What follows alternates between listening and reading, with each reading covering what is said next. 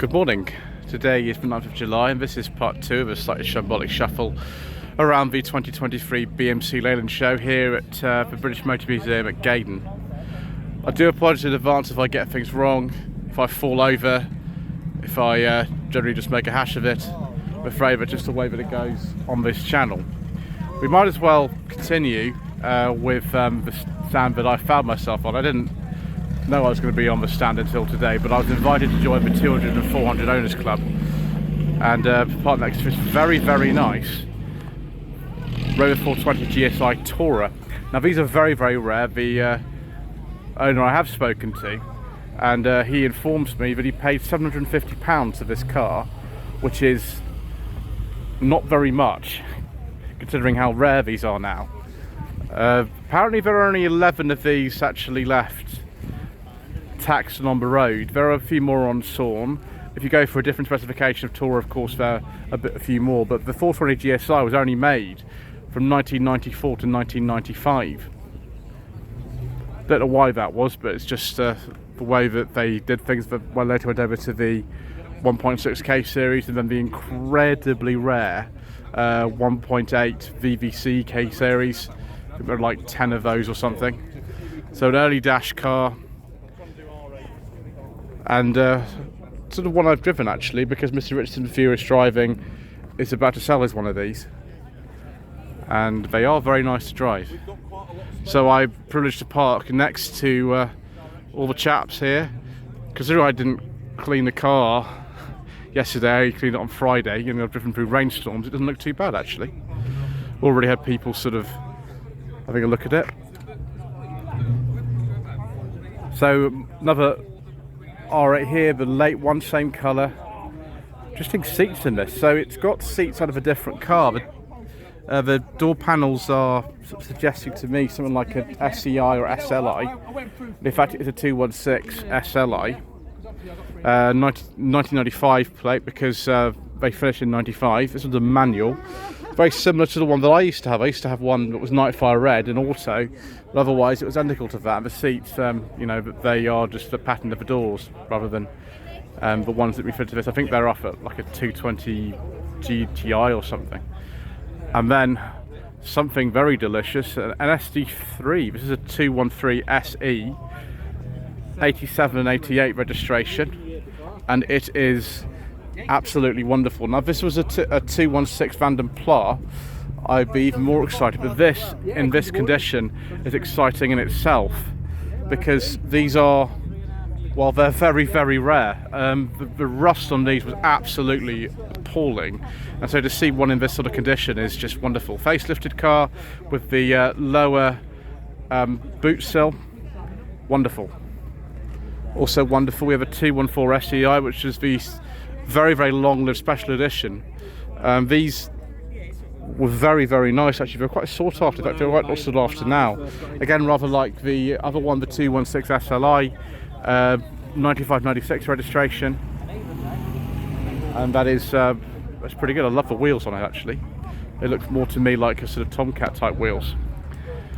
Continue with our extremely exciting look at some R8s here with this 220 GSI, 1994-1995 registration, the 3-door hatch, which I think is the rarest body type of all the R8s actually now. Could be the Tourer, but I think it's these. That's pretty good. Another 3-door hatch here. Look at this. Again, 1993, lots of parts and things here. I think another one of these GSIs. Yes, it is, and it's for sale. We'll have a look at the information sheet about it in a moment. But you can see with the boot up, these sort of peculiar side windows. Yeah, but can you make it a little bit more constructive? No, I can't. Contrast here, we've got a couple of very early R8s. 216 GSI, 416 GTI, that one's an auto. So before we have a look at those, we'll look at the information sheet on this one. You mean the technical articles? Yeah. There we go, ring 07716 300 444, MOT July 24, excellent. Superb. Oh, we've got a stereo in there as well. So this is a very early kind of launch specification 216 GSI. The early GSIs like this one are very similar in specification to the late SLIs. Having owned an early SLI and a late SLI, I can tell you the difference between them. This one is not optioned up very much. We've not got the alloy wheels, we've not got the leather interior, we haven't got air conditioning. Those are all options, they weren't standard on these. So the ones with the options do look quite different. This 416 GTI Auto, it's one of the very first 400s, which dates from 1990 on a G. This has the optional leather interior, which is superb. The gentleman who owns this has just bought it, and I think this is absolutely amazing. I kind of sort of want that. It's very nice. It's not perfect, but it's very nice.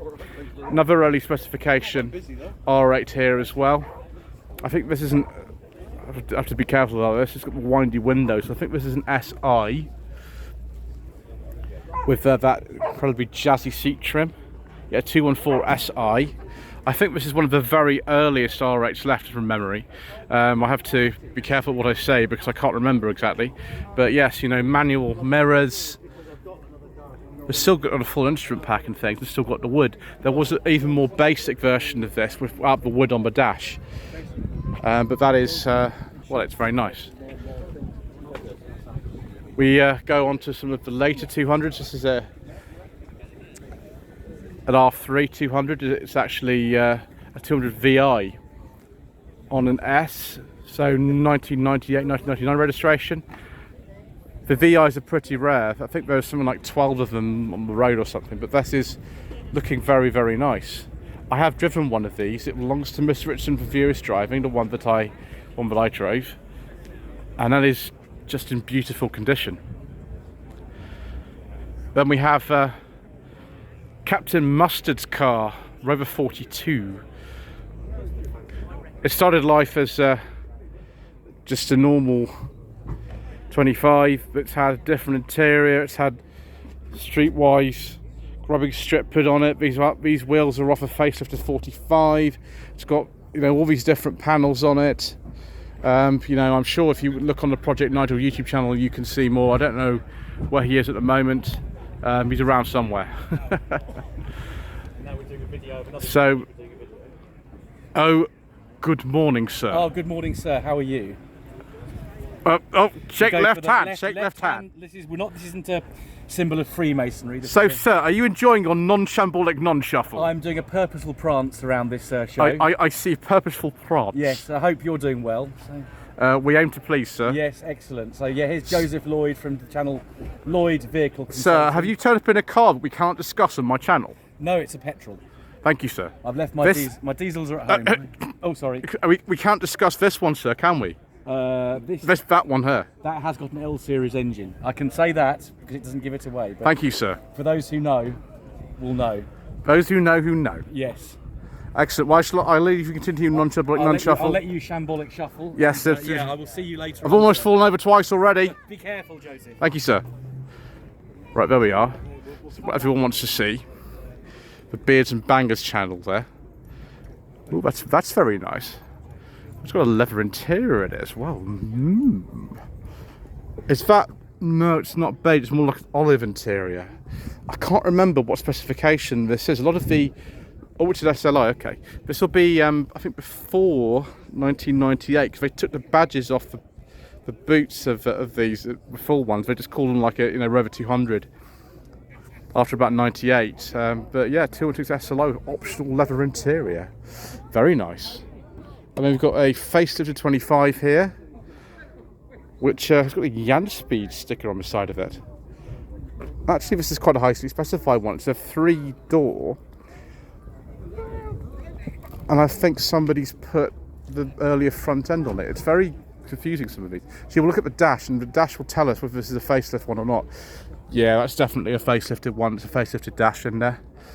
No aircon, surprisingly. Excellent. We've got the roof rails as well, so you can do these kind of bits of type things. You can kind of make your own. If you want to put a pre-facelift front end on a post-facelift car, you can do it. It's got the chrome mirrors. Excellent. So more 45 action here. It's 2002. Oh, it's got the wood caps on the doors. So this isn't sort of earlier one. Probably a 1.6. A lot of them were. And then we've got this very nice one, a very nice early one here actually, on a 2000 plate W. I love this colour. That is delicious. So registered April 2000, 1.8 club. Very nice. I purchased this Rover 45 for £300 in March 2023. Yeah, you can still pick up 45s, even in this sort of condition, for half no budget reviews money, although I suspect the MOT tester might not like that plate.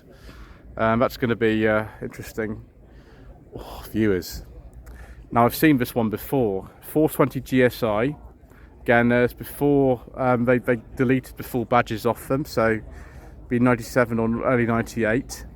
From Rouse Gouge and Chandler's Forge. Yes, I live about 3 miles from where that used to be, so you know, we like that. We also like the leather interior, though we prefer a beige one. Never mind.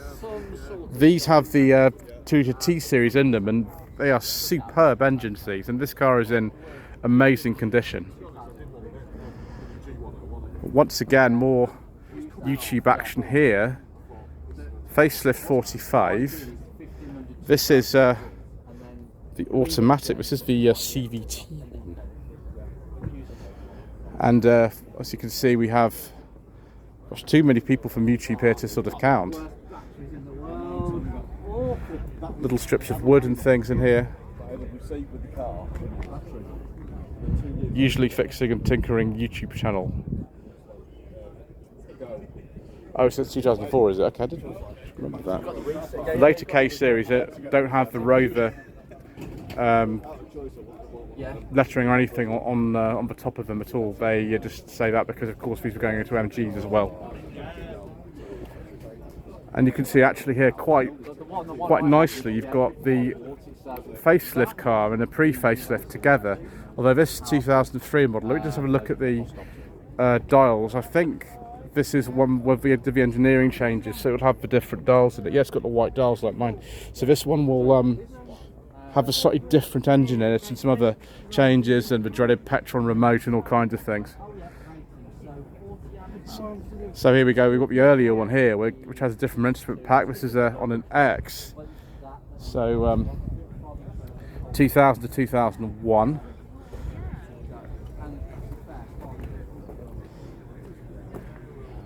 This is a CVT as well, gosh. This would be a 1.8. A CVT register. Oh, it's a 2000, it's a very early 2001 then. And then Mr. Bushby, who is around somewhere. You might have seen a lot of Mr. Bushby's cars actually on the Furious Driving channel recently. This is another one of them. It's the first facelift for the R8 200, so it's got the different indicators on the front. These came in late 92, I think, from memory. I forget if it was a 92 or a 93, but it's a 216 GSI, and it's very nice, viewers. We like that a lot. So it's got the 1.6 Honda D series and an automatic transmission. And again, what is it with this standard kind of plates from sort of local to the area? AA was Southampton back in the day. That is just wonderful. More R8 action viewers with the Rover Coupe Owners Club stand. 1993, 1994 Rover 220 Turbo Coupe. Usually the turbos have a little badge on the back of them. This one does. Full leather interior. And this is how they looked originally. They didn't have the grille on them. Some people have put grills on them later, but the visual look of the car when they were launched in 1992 was like this, with the round the corner so-called front indicators, but without the grille. The grills appeared first on the R8 with the 400 in 1993, and then they appeared on all the 200 as well, I think in 1994. So this is a 94. Yes, Tahiti blue. You can see all of them had the targa roof. Mr. Richard Fury is driving his one, is also like this. It should by rights have no grille, but it does, because somebody's added it. Is also this colour, but his one has no turbo. It's still a lot of fun though. The T-Series non-turbos is great as well. Again, as you can see here, this will be 93, 94, 220 GTI turbo. Again, no grille on this one. And we've got those really jazzy seats. So if you see the jazzy seats so far in a few cars, and there have been in some, I think this is what they're actually off, is one of these. That's very special. It's a very, very rare specification actually for these. And then if you ever see a Tomcat with a number plate and something FDH, this will be a batch of cars all registered together that were exported to Japan, but actually then never made it and came back. This one has a beige leather interior, which is nice. They're all very high spec. They've all got things like air conditioning and other delights like that. By this stage, although this has still the early dash in it, you can see that the grills were fitted to these as opposed to the earlier ones which didn't have them. This is a sort of later one. I can forget the name of this colour. I have driven a later Tomcat as well. You can see the dash in this is quite different. It's from the R3 200. It's sort of rounded dash. I think it's an olive rather than a beige leather interior. What's happened to that spoiler? That's had some action, hasn't it? My gosh. So 97, 98. This one I'm not actually sure. I'm not actually sure with this one what year this is. It's got the earlier dash in it. That looks very, very nice. I'm not so sure about changing the steering wheel myself, or maybe the wheels, but it's pretty good. And then we've got 214 SLI from 95 and Nightfire Red. Let's see. Call 07711 419 624. As Mr. Bill from the Fuel Power channel says, this could be yours. Yeah, but later SLIs, I've had one of these. It was a 216, the one I had. From Rhinams of, I think that's Salisbury actually. 01722. What is it with all these cars turning up? Registered, near where I live. It's a funny bit, isn't it? Actually, we won't skip actually these 800s. We'll come back to more of these 200 coupes later, but viewers, very nice. 1987 to 1988 Rover 800 Vitesse. Very, very nice.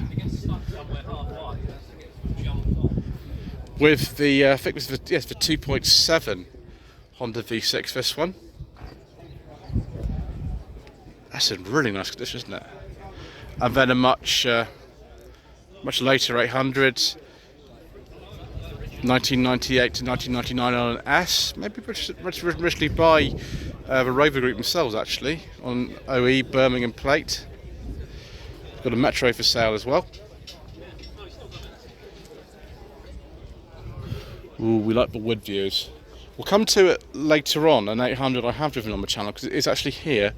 That one I'm not sure what specification that is actually. I do know what this is, viewers, and I think we're going to have a bit too much excitement here.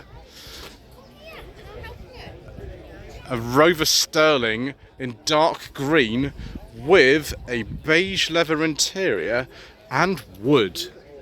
I do like a nice beige leather interior. Very, very tasty. We'll have a look actually at this information sheet here, which does actually say when this was registered in 1993, And yes, probably the perfect specification for me, I would say. That is rather good. Later Vitesse here, this is the post 1996 sort of minor facelift we did on the 800s. So on a T, so 1990. You do find them on even later plates than this. I've seen them on V and things like that, but that is rather nice. I wonder if that's a turbo.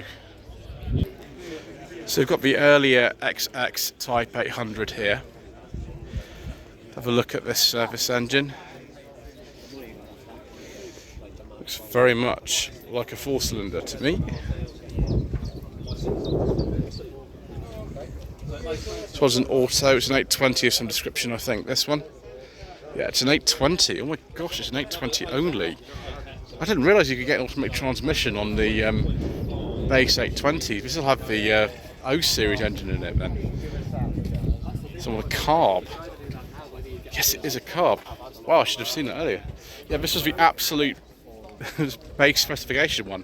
And before you say it, viewers, yes, Ian Seabrook from the Hubnut channel did have one of these briefly. It was a manual one. 1997, 1998, Rover 800 Coupe. We do like a nice 800 Coupe, viewers, we very much do. Handcrafted luxury. And look, there's two of them here. Yes, please. Automatic gearbox, of course. Bespoke interior, of course. Now that bonnet is open, but I'm not going to open it actually.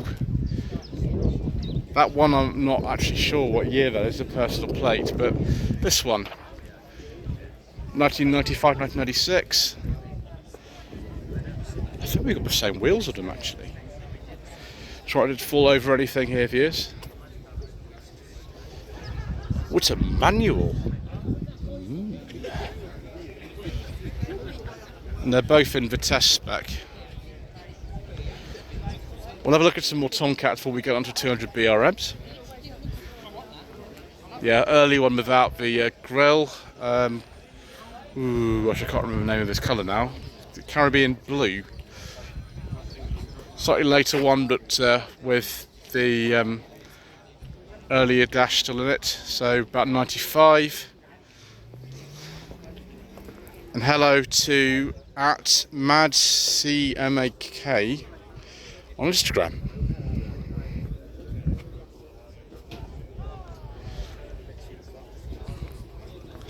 Oh, this is a turbo, goes no colour, with an LPG conversion seemingly in the bumper there.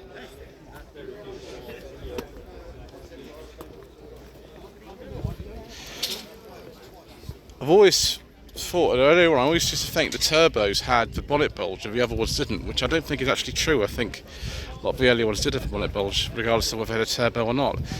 This is, yeah, it's an L, so 93, 94. Much later one here. We still have either the 1.6 or 1.8 K series in it. 1998 to 1999. All of them did have this lovely diffuser on the back as well. Handily, these two 200 BRMs here are in the S96 something WOM number plate secret, which means these are press cars. So you can see here, this is actually a contemporary magazine Top Gear from November '98, and this is the actual car you see here that has survived. So they were launched in 1998. The wheels look very similar to the Cosmos alloy wheels on my 45 V6, but they are a little bit different. So all of these 200 BRMs have a 143 brake horsepower 1.8 VVC K series. As you can see, they've got the BRM style air intake at the front in orange, and they have a very nice red leather interior. We'll see if any of them are open so we can have a look inside of the interior. They're all registered between 1998 and 2000. See, a lot of these are on V plates, which would indicate 1900 to 2000. They kept reducing the price of them actually as it went on, for the simple reason that they just couldn't shift these, which is amazing to know that now. But of course, at the time, that's really it's really something that happened to so many of cars that we consider to be desirable classics. When they had these special high performance editions, and the Capri 280 Brooklands was kind of like that, nimble performance but a unique colour and everything like that, they just couldn't shift them, and so they went for massive discounts, and now the 200 BRMs, they're worth a lot of money now. Come on, autofocus. Ooh dear, that's not good. Right, let's have a look at this Rover 2000 then, if the autofocus will work properly. This is 64, gosh, it's quite an early one. I don't think that's leather or anything. At the time, I think in 64, this was the only type available. They only been launched the previous year. No doubt we'll see some other P6s as well. And in fact, this is a very early P4. Be a 75, won't it? With the Cyclops thing. So this will be early, late 40s, early 50s. In fact, that replica tax just says 1950. So for once, I was actually right about something, viewers. Doesn't that look great? It's very strange. The bodywork of these did actually change quite a lot during the production life of the P4. They were made for 15 years. I don't think there are any others I've seen, but we'll go into maybe the general car park and we might see some more later. And the Vanden Plas Owners Club. Now, you can say other things, and it doesn't really matter how you say it. There's three perfectly acceptable pronunciations of the word. I'm going to use the one that I've always done, which is the one Austin Rover used in polishing materials in the 1980s, but you can say it however you want. It really doesn't matter. It's really not worth getting worked up about at all. So 1978 Vanden Plas 1500 Mark II, astral blue metallic with Vanden Plas chamois interior trim. There's the E-Series engine in there, and oh hello. That's very good. It's 5-speed gearbox with, I'd say it's a beige leather interior myself. That is superb. But I'm actually even more excited about this. This is an SD3 Vanden Plas BV 216 EFI, and that is even better. Now the interior, well, it's almost beige, it's maybe olive or something, but this is kind of more, that's more me really. I like the Allegros of the Vanden Plas 1570 and 1.7s, but that is just right, as far as I'm concerned. More beautiful leather. Now this one does have a beige leather interior and wood. I think because this is a pre-Suffolk car, this will be just a 3 litre. Yes, it is a 3 litre Mark II. Very nice. And you can see the SD3 is the 216 EF5 version. Now it's got ADO 16s. This is Vanden Plas Princess 1300, and we've got little picnic tables and glasses and wood dashes and just the most exquisite thing ever. So yes, that one is a 1971-72. This is an even earlier one. It's a 66. This is the Mark 1, and just like they always do with this car, as I've seen it several places before, they've got the champagne flutes out, which fit very nicely in those little holders. And it's got a beige leather interior, and it's a very nice shade of dark green, and well yes, it is very exciting, isn't it, dears? You can see actually here quite explicitly the difference between the Mark 1 ADO 16 rear lights and then the later ones which came in, I think, with the Mark 2. This is a Mark 3 though. This dates from, oh gosh, 72, 73, and yes, it's just superb, isn't it? More kind of champagne flutes and more luxury and more excitement. Although you'd be sort of hard pressed to tell what the difference between these are at the front. They kind of look the same. Maybe the Vanden Plas doesn't really change that much throughout the production life, although you can see the indicators are a little bit different. I think that's about it. There's maybe not much else. Another 216 Vanden Plas here. This one is a pre-facelift one. Yeah, it's an 85, okay. Very, very nice. Very, very nice indeed, yes. Wood door caps and VP badging and all kinds of excitement that I will have to contain. But it's impossible really, because now we've got the Vanden Plas 4 litre R. This is a 64, I think this is the first year actually the 4 litre Rs came out. Yeah, I was right. There we go. Oh, thank you. There we go, this is an auto. Yes, lovely interior. Got some moe. Yes, please. If I was to pick maybe sort of one stand, apart from possibly the Maestro stand at this show that reflects what we like, I think it would be this one. Anyway, I'm going to have to go and calm down for a second here, viewers. Thank you ever so much indeed once again for watching. Please don't forget to subscribe to the channel. Let us know in the comment below, and we shall see you again soon for more abject and utter luxury.